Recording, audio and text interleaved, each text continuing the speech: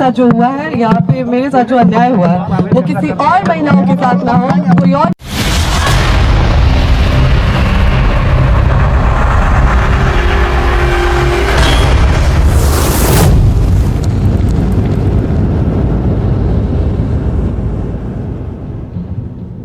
पर है प्रशांत किशोर से मुलाकात के बाद बोली ज्योति सिंह, मैं यहाँ चुनाव लड़ने के लिए नहीं आई हूँ, मेरे साथ अन्याय हुआ है। ज्योति सिंह ने बड़ा स्टेटमेंट दिया। प्रशांत किशोर से पवन सिंह की पत्नी ज्योति सिंह की मुलाकात हुई और मुलाकात के बाद ज्योति सिंह ने कहा कि मैं चुनाव लड़ने के लिए नहीं आई हूँ, मेरे साथ अन्याय हुआ है। ज्योति सिंह ने ये बड़ा स्टेटमेंट दिया।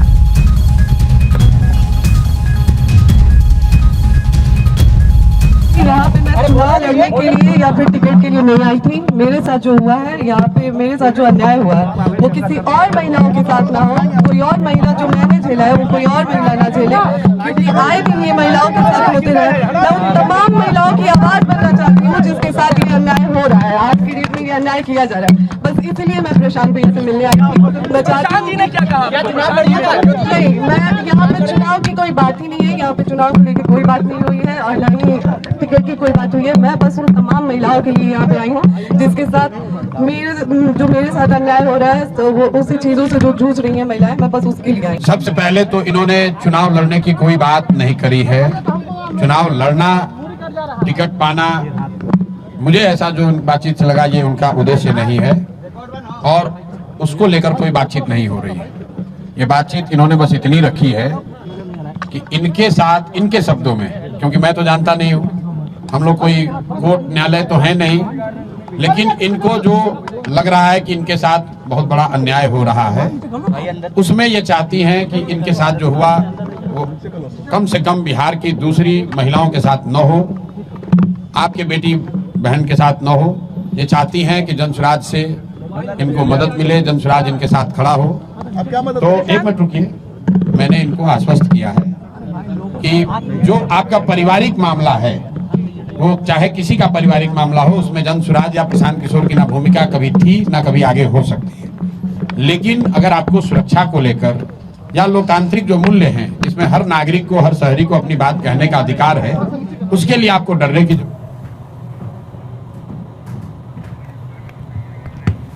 तो पवन सिंह की पत्नी और पवन सिंह का इस समय डिवोर्स केस चल रहा है और अचानक ज्योति सिंह की तरफ से पवन सिंह पर कई गंभीर आरोप लगाए गए हैं। जाहिर है पवन सिंह इस बार चुनावी मैदान में हो सकते हैं बीजेपी के टिकट पे। ऐसे में पवन सिंह को कितना नुकसान इस पूरे कंट्रोवर्सी से हो सकता है, ये आंका जा रहा है। बहरहाल ज्योति सिंह जो है वो जनसुराज पार्टी के अध्यक्ष प्रशांत किशोर के पास पहुंची हुई है, लेकिन उनकी तरफ से एक लाइन में स्टेटमेंट दिया गया है कि मैं चुनाव नहीं लड़ रही हूँ, यहाँ चुनाव लड़ने नहीं आई हूँ, क्योंकि ये कहा जा रहा था कि ज्योति सिंह ऐसा सब कुछ इसलिए कर रही है अचानक ताकि उन्हें भी टिकट मिले और वो बिहार विधानसभा चुनाव जीत सके।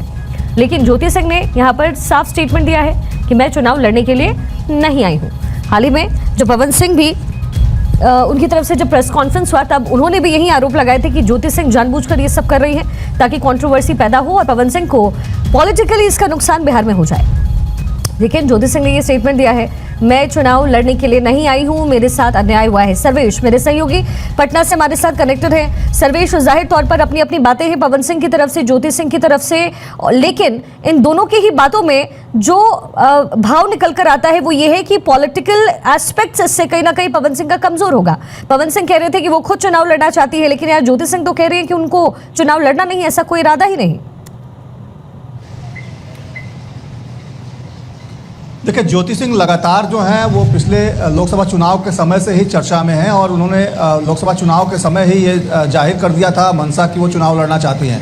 हालांकि आज जब वो प्रशांत किशोर से मिली हैं तो उन्होंने साफ तौर पे कहा है कि उनका चुनाव लड़ने का कोई इरादा नहीं है। लेकिन जिस तरीके से चुनाव के वक्त पवन सिंह सुर्खियों में हैं, बीजेपी खेमे में आने के बाद से लगातार उनको लेकर चर्चाएँ हो रही हैं कि आरा के बड़हरा विधानसभा से पवन सिंह उम्मीदवार होंगे बीजेपी के, उसके बाद से ही ज्योति सिंह थोड़ा ज़्यादा चर्चा में है, ज्योति सिंह थोड़ा ज़्यादा मुखर हो गई हैं और लगातार जो है वो विरोध का स्वर बुलंद कर रही हैं। उनके समर्थन में भी कई लोग सामने आ गए हैं। वो लखनऊ भी गई, पवन सिंह के घर पे जाकर उन्होंने एक तरह से अपना विरोध दर्ज कराया। उसके बाद तमाम कई लोगों से उनकी मुलाकात हुई, कई पार्टी के लोगों से उनकी मुलाकात हुई, अलग अलग दलों के लोगों से। और आज जब वो प्रशांत किशोर से मिली हैं तो प्रशांत किशोर के साथ उनकी मुलाकात हुई है, काफ़ी लंबी बातचीत दोनों लोगों के बीच में हुई है। उसके बाद मीडिया के सामने आकर प्रशांत के सामने उन्होंने कहा कि चुनाव लड़ने का उनका इरादा नहीं है। निश्चित तौर पर देखिए, पवन सिंह के लिए मुश्किलें खड़ी कर सकती हैं ज्योति सिंह, अगर जिस तरीके से वो बयान दे रही हैं, लगातार जिस तरीके से घरेलू हिंसा की की बातें वो लेकर पवन सिंह के ऊपर हमलावर हैं, उससे पवन सिंह के इमेज को कहीं ना कहीं खतरा हो रहा है। और निश्चित तौर पे इन तमाम चीज़ों को देखकर बीजेपी भी कहीं ना कहीं सकते में है कि आखिर जिस इरादे से पवन सिंह को पार्टी में लाया गया, कहीं ऐसा ना हो कि बड़हरा की सीट लूज कर जाए बीजेपी। तो ये भी चीज़ें हैं और इसको लेकर बीजेपी में भी काफ़ी ज़्यादा चर्चा है। बीजेपी भी इस चीज़ को लेकर काफ़ी चिंतित है कि ज्योति सिंह जिस तरीके से लगातार हमलावर थी और अब वो जैसे विरोधी खेमे में वो पहुंच गई हैं, तो विरोधी खेमे में जाकर कहीं ना कहीं वो पवन सिंह के खिलाफ अगर चुनाव प्रचार भी करती हैं तो इसका खामियाजा बीजेपी को, पवन सिंह को भुगतना पड़ सकता है। शिखा, बिल्कुल। तो देखिए, सर्वेश की तरफ से ये जो जवाब दिया गया है इसके भी कई मायने हैं, क्योंकि ज्योति सिंह पहले इस बात का जिक्र कर रही थी कि चुनाव लड़ेंगी, कहाँ से लड़ेंगी इसकी भी जो मंशा है उन्होंने जाहिर की थी। लेकिन सर्वेश, यहाँ पर जो कमोबेश स्थिति बनती है उसके बाद नेगेटिव असर इस पे पवन सिंह के लिए पड़ सकता है। लोकसभा चुनाव हमने देखा वो हार गए, लड़ना चाह रहे थे आरा से, नहीं मिला तो फिर निर्दलीय उन्होंने चुनाव लड़ा। लेकिन सबसे बड़ी बात यह है कि पवन सिंह की कैपेसिटी, जितना वो सोचते हैं, जितना आकलन करते हैं, क्या धरातल पर उतनी ही है या इस कंट्रोवर्सी के बाद और गिर जाएगी?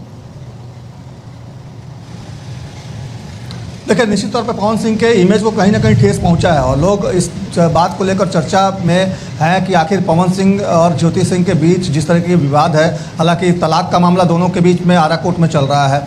पवन सिंह लगातार इस बात की तस्दीक भी कर चुके हैं कि तलाक का मामला हो, मेंटेनेंस का केस हो, ये तमाम केसेस चल रहे हैं और उन केसेस के बावजूद ज्योति सिंह चाहती हैं पवन सिंह के साथ उनके घर में रहना। पवन सिंह का कहना है कि एक ही घर के, एक ही छत के नीचे मुकदमा भी करें और साथ में दोनों पार्टी एक ही छत के नीचे रहें, ये संभव नहीं है। और यही वजह है कि ज्योति सिंह से पवन सिंह ने किनारा कर लिया। लेकिन जिस तरीके से ज्योति सिंह लगातार हमलावर हैं, उनका कहना है कि तलाक अभी हुआ नहीं है, ऐसी परिस्थिति में आप मेरे आज भी पति हैं, आपको साथ रहना चाहिए और मैं आपके साथ ही रहूँगी। तो ये जो उनका डिमांड है और उसके बाद जिस तरीके से पवन सिंह के ऊपर उन लोगों ने, ज्योति सिंह ने आरोप लगाया, पवन सिंह ने ज्योति को लेकर जिस तरीके के आरोप लगाए, तो इन आरोपों को लेकर कहीं ना कहीं पवन सिंह के इमेज पे खतरा मंडरा रहा है, कहीं ना कहीं पवन सिंह के इमेज को धक्का लगा है। और यही वजह है कि बीजेपी भी काफ़ी चिंतित है इन सब चीज़ों को देखते हुए और बीजेपी अब विचार कर रही है क्या पवन सिंह को लेना, पार्टी में रखना उचित था, उचित कदम था, क्या बड़हरा से उनको बीजेपी की टिकट पर चुनाव लड़ाया जाना सही कदम होगा या नहीं होगा। इसको लेकर भी बीजेपी के अंदर एक मंथन चल रहा है। अब देखने वाली बात होगी कि अब ज्योति सिंह ने